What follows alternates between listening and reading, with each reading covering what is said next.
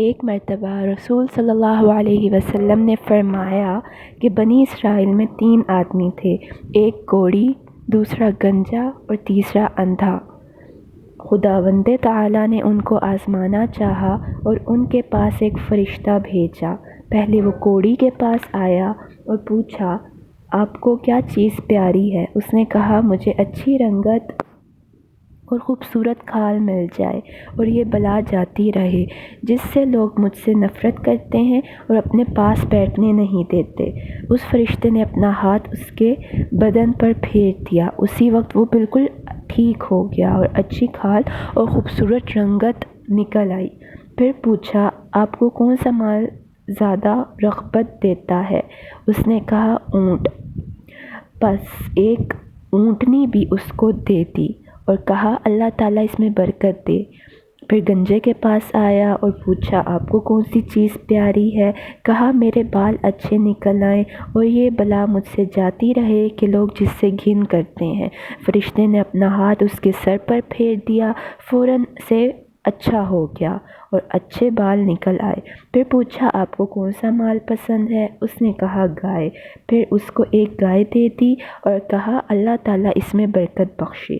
پھر اندھے کے پاس آیا اور پوچھا، آپ کو کیا چیز چاہیے؟ کہا، اللہ تعالیٰ میری نگاہ درست کر دے کہ سب آدمیوں کو دیکھ سکوں۔ اس فرشتے نے آنکھوں پر ہاتھ پھیر دیا، اللہ تعالیٰ نے اس کی نگاہ درست کر دی۔ پھر پوچھا، آپ کو کیا مال پیارا ہے؟ اس نے کہا، بکری۔ بس اس کو ایک بکری دے دی۔ تینوں کے جانوروں نے بچے دیے۔ تھوڑے دنوں بعد اس کے اونٹوں سے جنگل بھر گیا اور اندھے کی بکریوں سے۔ پھر وہ فرشتہ خدا کے حکم سے اسی پہلی صورت میں کوڑی کے پاس آیا اور کہا کہ میں ایک مسکین آدمی ہوں، میرے سفر کا سب سامان ختم ہے، آج میرے پہنچنے کا کوئی اور وسیلہ نہیں سوائے خدا کے اور پھر آپ کے۔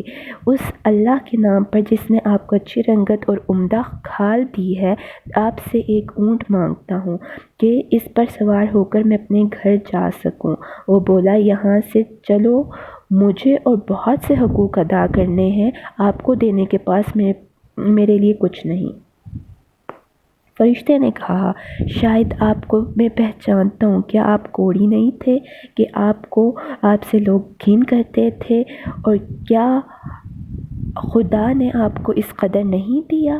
اس نے کہا، واہ کیا خوب، یہ مال تو میری کئی پشتوں سے چلا آ رہا ہے۔ فرشتے نے کہا، اگر آپ جھوٹے ہو تو خدا آپ کو ویسا ہی کر دے جیسے آپ پہلے تھے۔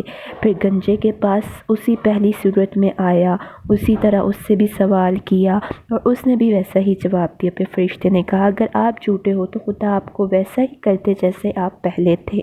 پھر اندھے کے پاس گیا اسی پہلی صورت میں اور کہا، میں مسافر ہوں، بے سامان ہو گیا ہوں، آج خدا کے اور پھر آپ کے علاوہ میرا کوئی وسیلہ نہیں ہے، اور میں اس کے نام پر جس نے آپ کو نگاہ بخشی ایک بکری مانگتا ہوں کہ اس سے میں اپنی کارروائی کر کے سفر پورا کر سکوں۔ اس نے کہا، بے شک میں اندھا تھا، خداوند تعالیٰ نے محض اپنی رحمت سے مجھ کو نگاہ بخشی، جتنا آپ کا جی چاہے آپ لے جائیے اور جتنا دل چاہے چھوڑ جائیے، خدا کی قسم کسی چیز سے میں آپ کو منع نہیں کرتا۔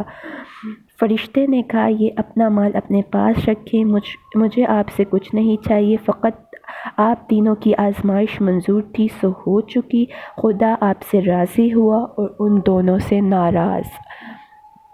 خیال رکھنا چاہیے کہ ان دونوں کو ناشکری کا کیا نتیجہ ملا۔